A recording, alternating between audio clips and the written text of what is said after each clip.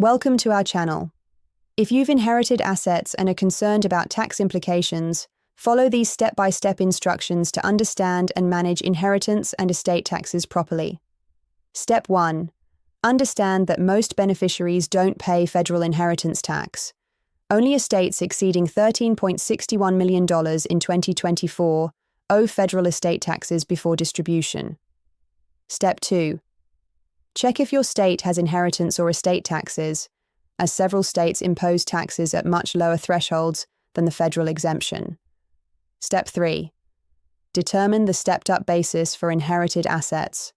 Assets receive a new cost basis equal to fair market value at the date of death, potentially eliminating capital gains. Step 4. Identify what you inherited, including real estate, investment accounts, retirement accounts, and personal property. Each has different tax implications.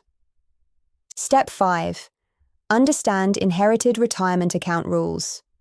Most non-spouse beneficiaries must withdraw all funds within 10 years under current law, paying income tax on distributions. Step 6.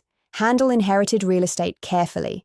If you sell soon after inheriting, you'll owe little or no capital gains tax due to stepped-up basis. Step 7.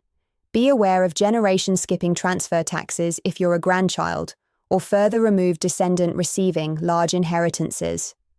Step 8. Consult with a tax professional or estate attorney to develop a strategy for managing inherited assets tax efficiently, especially for large or complex inheritances. Don't forget to like this video and subscribe to our channel.